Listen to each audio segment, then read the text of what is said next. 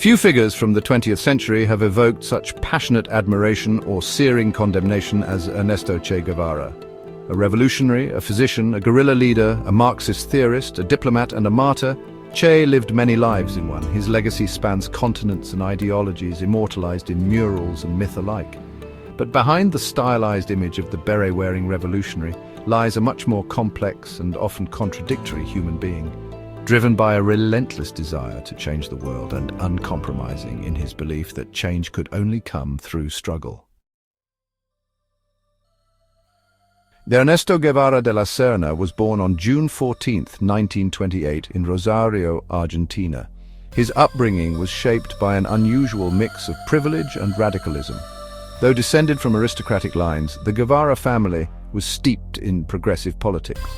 His parents, especially his mother Celia, fostered intellectual curiosity and leftist ideals, introducing young Ernesto to poetry, literature, and political theory at an early age.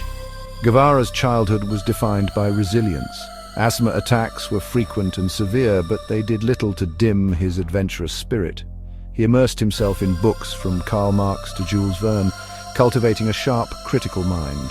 He developed a stoic discipline, pushing himself physically in sports and mentally through reading, as if preparing for the battles he seemed destined to fight. In 1947, Guevara entered the University of Buenos Aires to study medicine. Though he showed promise as a student, it was during his journeys across South America that his true education began, one that would reshape his purpose and ignite the revolutionary fire within. In 1951, Guevara embarked on a life-altering road trip with his friend Alberto Granado. Riding a leaky motorcycle they dubbed La Poderosa, or the Mighty One, they set out across Argentina, Chile, Peru, Colombia, and Venezuela. Along the way, Che documented the journey in a travel diary that would become the best-selling book, The Motorcycle Diaries. But this was more than an adventure. Che witnessed stark systemic inequality. Indigenous miners toiling in brutal conditions in Chile, lepers isolated in squalid colonies in Peru, impoverished farmers cast aside by foreign corporations. In each encounter he saw not isolated tragedies but a pattern of exploitation and injustice spanning the continent. These experiences radicalized him. "I am no longer myself," he wrote, "at least I'm not the same me I was." The trip marked the beginning of his transformation, from a doctor in training to a revolutionary in the making. After completing his medical degree in 1953, Che set out again, this time to Guatemala, then under the presidency of Jacobo Arbenz. Here, Guevara saw what he believed to be the first true test of socialism in Latin America: land redistribution to peasants, nationalization of foreign assets, and popular empowerment. But the Arbenz experiment was short-lived. In 1954, a CIA-backed coup overthrew the government, restoring elite control and reinforcing US dominance in the region. Che fled into exile, disillusioned and outraged. The lesson was searing and definitive. The United States would never tolerate socialism in its backyard, and peaceful reform would never be enough. It was also in Guatemala that he adopted the nickname that would follow him forever: Che. A common Argentine interjection like pal or mate. The name stuck. Che soon found refuge in Mexico City, where he worked as a doctor and mingled with political exiles. In 1955, a fateful introduction changed everything.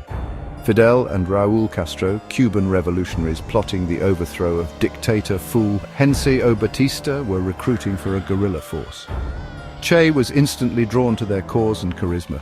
Though he was an outsider, Che's intellect, medical skills, and fervent Marxism made him indispensable. He joined the 26th of July movement, undergoing rigorous guerrilla training and committing himself fully to the revolutionary cause. His reasoning was stark: "If I must die for the liberation of the world, then I am ready." In December 1956, the revolutionaries boarded the Gramar and landed in Cuba, only to be ambushed.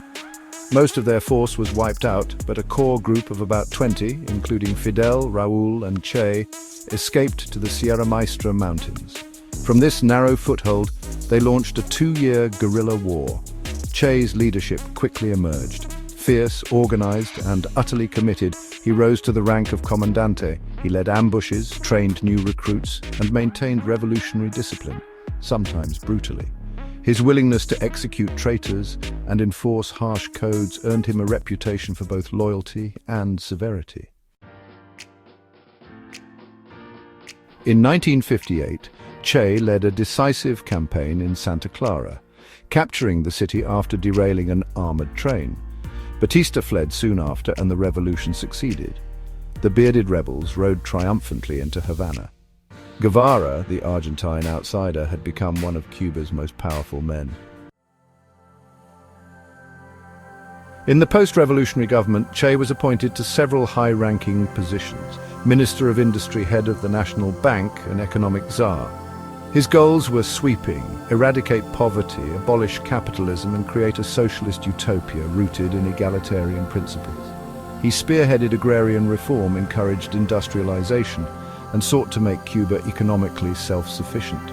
His approach favored moral incentives over monetary rewards, promoting labor as a revolutionary act. He even volunteered for hard physical labor himself, working sugarcane fields to inspire workers by example.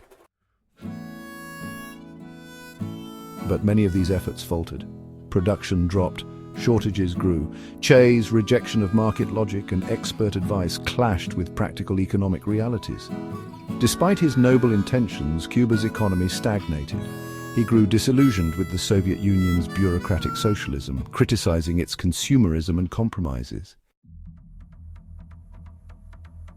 Frustrated with bureaucratic politics and yearning for direct action, Che began to see his true calling not as a minister, but as a revolutionary firebrand. In 1965, he mysteriously vanished from Cuba, leaving behind a farewell letter declaring his commitment to global revolution.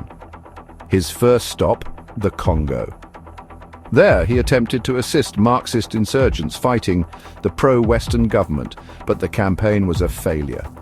Local disunity, cultural barriers, and strategic blunders doomed the effort. Che left disheartened but not defeated. Next, in 1966, he turned to Bolivia.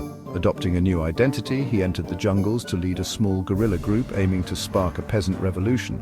But support was scarce, the terrain was unforgiving, and his group was hunted relentlessly by Bolivian forces and CIA operatives. On October 8, 1967, Guevara's campaign ended in a firefight in the Bolivian jungle. Wounded and captured, he was taken to a schoolhouse in the village of La Higuera. Over the next 24 hours, he was interrogated, denied medical treatment, and ultimately executed on the orders of the Bolivian High Command, with CIA encouragement. His last words reportedly were, "Shoot, coward, you are only going to kill a man." At age 39, Che Guevara became a martyr. His body was displayed publicly before being buried in an unmarked grave. In 1997, his remains were recovered and reburied in Cuba, where he received a hero's burial.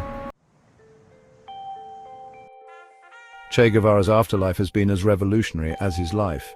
His image, especially Corda's famous photo, has become a global symbol of rebellion. He's seen as a saint by some and a tyrant by others.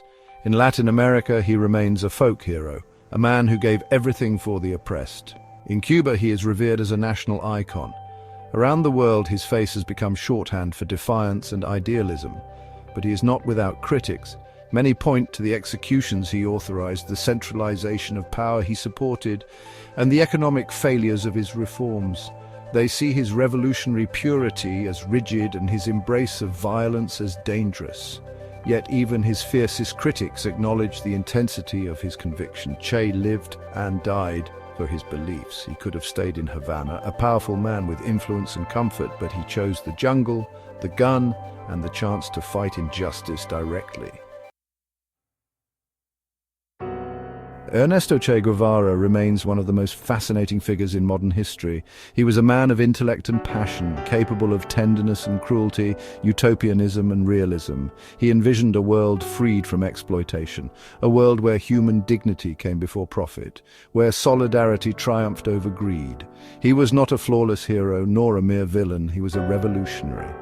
And revolutionaries, by their very nature, disrupt, provoke, and transform. As long as there are oppressed people seeking justice, Che Guevara's story, flawed, fearless, and fiercely human, will continue to be told. Thanks for watching. Please subscribe to Blistering History.